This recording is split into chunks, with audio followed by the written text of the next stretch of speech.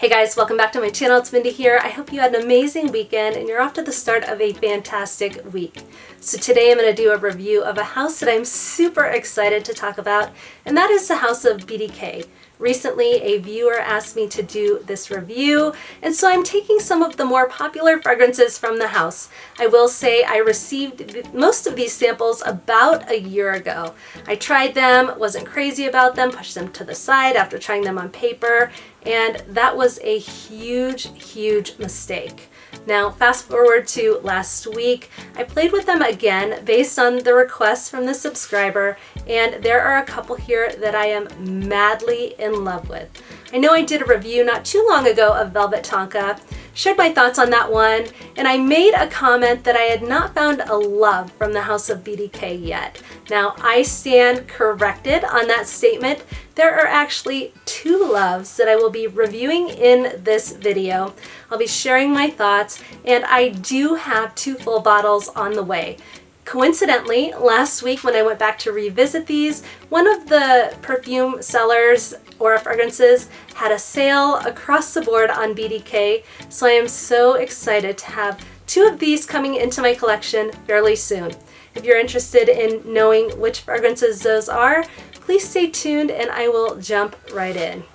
The first fragrance that I have here is Velvet Tonka by BDK, of course. And Velvet Tonka is a fragrance that I have reviewed on my channel before. One thing I will say is that I do like the fragrance now a little bit more than I did back then when I did that review.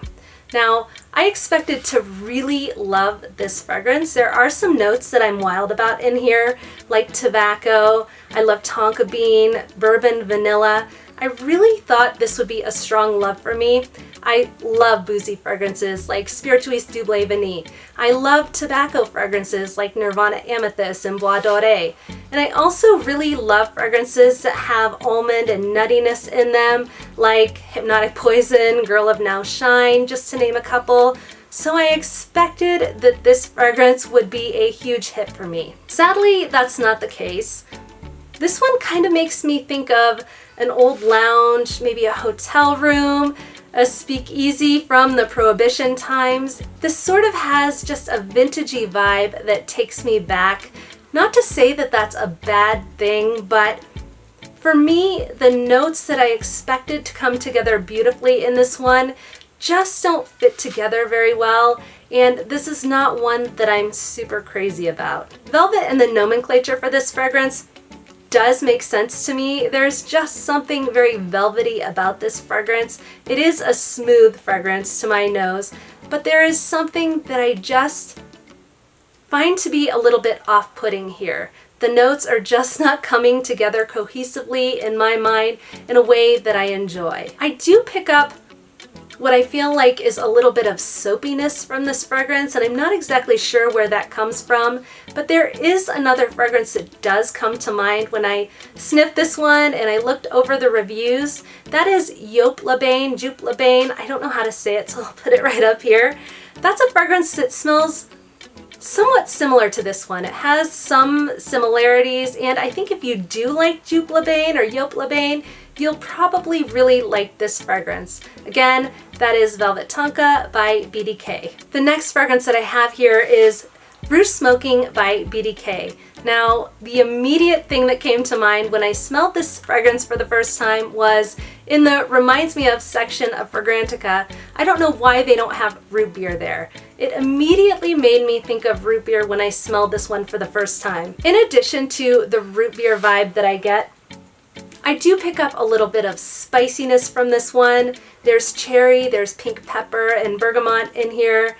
There's black vanilla, husk heliotrope orange blossom. There's also tonka bean, cashmere wood, white musk, labdanum, ambroxan, and violet. So for me, the scent profile of root beer is so overpowering here that that's really all I can think of when I smell the fragrance. Yes, I definitely pick up some cherry in this fragrance as well, but for me, I prefer other types of cherry in my perfume. For example, I love Lost Cherry by Tom Ford. I also really love Scandale by Night by Jean-Paul Gaultier. With this fragrance, it's just a nice one. It's one that I think is pretty. It's sort of sweet. It has a nice scent profile, but this isn't one that I've fallen in love with. It really doesn't speak to me. It doesn't draw my attention in. So unfortunately, I will not be moving forward with a full bottle of this one yet.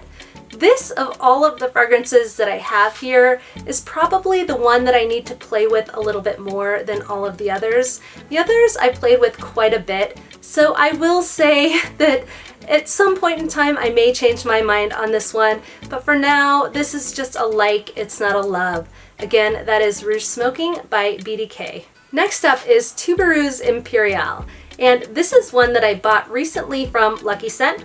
So I have a small sample here, and I have to say that this is a gorgeous fragrance. This is a gorgeous tuberose, and tuberose can often have the reputation for being a little bit mature. To my nose, I think any age would feel happy wearing this fragrance. I'm gonna dip it in here again. It is a warm, creamy tuberose. It's sweet. And while I'm not a fan of a lot of tuberose fragrances, I do think this one is done very, very nicely. This one actually has ylang ylang in it, and what I find here is that ylang ylang almost flirts with this becoming a little bit of a tropical feeling fragrance, but it doesn't go too far in that direction. Again, it just feels sort of exotic in a way to me. It also has an iris note, which I do pick up but very discreetly. I've heard this one described as buttery, and that description really does resonate with me. I love the warm creaminess I get from this one, and while I'm not a huge fan of white florals, and I'm kind of picky with the white florals I bring into my collection, I do think if you like tuberose, this is a gorgeous scent to try out. I always gravitate towards those warm, delicious, cozy, comforting gourmands, and this really isn't that, and so probably not one that I would bring into my collection, but absolutely recommend getting your nose on this because, again, I find this to be just an absolutely beautiful fragrance. Again, that is Tubereuse Imperiale by BDK. The next fragrance that I have here is Gris Charnel by BDK, and I do have it on this hand from earlier today, but I went ahead and resprayed it so I can remember what it smells like, and I'm picking it up right now and it smells incredible. Now, one thing I'll say about this one is when I first smelled it, I did think it leaned a little bit masculine. There is cardamom in this fragrance, and I think that's what I'm picking up at that first spritz that does stand out a little bit and makes my head go in a masculine direction. But what I will say about this one is that it does soften a little bit, and I can definitely pick up why a woman would want to wear this fragrance. It really is kind of in the middle to me, and the sandalwood in this perfume is stunning. It is absolutely stunning. I remember recently when I tried Santal Complet by Fragrance de Bois, and I loved that fragrance. I just didn't love the longevity. I remember thinking, I want to come across another sandalwood fragrance that I love as much as that one. And this is it. This is a beautifully done sandalwood fragrance. That is the note that I pick up on the most here, but there are other things in the fragrance as well. There is fig in this one as well, and I suspect that gives it a little bit of a lactonic and sweet quality. I barely pick up on the iris, but I do love that aspect of this fragrance as well. I am now a Gris Charnel addict. I think this is really a quite stunning fragrance. If you like creamy sandalwood perfumes, definitely give this one a shot. And also let me know what other creamy sandalwood fragrances you enjoy, because I certainly want to try them and consider bringing them into my collection. I am officially a Gris Charnel addict. There is spicy sandalwood in here, that creamy spicy sandalwood that I mentioned before, but there's also black tea as well, and I feel like the sweet, almost nutty feel from the tonka bean really makes this one soothing. I think it makes it calming. I really enjoy this fragrance. Yes, I still think it leans maybe slightly masculine to my nose, but I do think anyone can wear this one. I think it's a stunning fragrance, one I can't wait to have in my collection soon. That is Gris Charnel by BDK. Okay, the last fragrance that I have here is Pas Ce Soir by BDK, and I am so glad that I went back and revisited this fragrance. Once again, I am calling myself out on this one.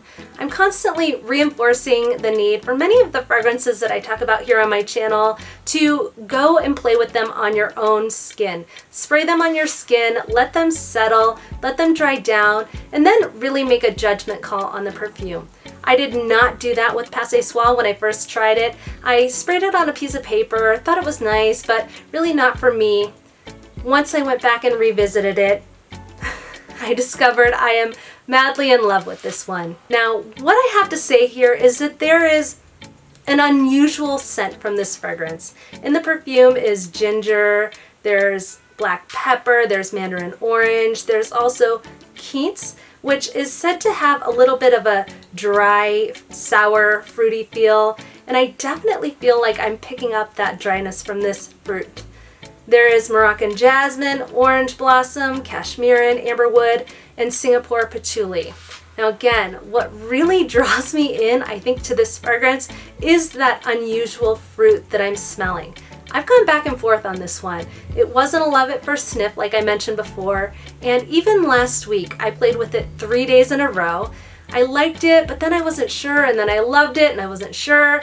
Went back and forth a little bit until I really got familiar with the fragrance profile. To me, this perfume is a little bit edgy. The pepper that's in it gives it a little bit of a warm spiciness, and I find the note structure to be super interesting with this one. I am surprised by how sophisticated this fragrance feels. Again, I haven't seen quince in many of the fragrances that I've tried, so I am surprised by how much this one has drawn me in. Once I got used to the profile of this fragrance, I am addicted. I am bought into this perfume. I cannot wait to get a full bottle, and I actually think this is one that I would probably wear on a regular basis. Now, I'm not saying this is going to be a new signature scent for me, but I am saying this is going to be one that I feel very good wearing. This is one that makes me feel empowered. A lot like Coco Mademoiselle Intensive does not smell like that, but that fragrance makes me feel that way also. I think for a woman who is a boss, this will make you feel like a boss and bring that side out of you. Highly recommend this fragrance, but I do recommend trying before buying. Again, this one really has an unusual quality to it that I wasn't so sure about until I really became familiar with it. And again, this is another one that is a big, big love from the house of BDK. One I highly recommend playing with, trying it, seeing if it's for you. That is Pas Ce Soir by BDK. All right, guys, thank you so much for tuning in. As always, I truly appreciate you. Also, thank you to the subscriber who suggested I do this review. I am so grateful that I went back and revisited this house, and I have 2 fragrances from it on the way. If you enjoyed this video, please go ahead and give it a thumbs up and consider subscribing to my channel. I hope you have an amazing rest of your week and you have a lot to be grateful and thankful for. Until next time, I'll see you soon.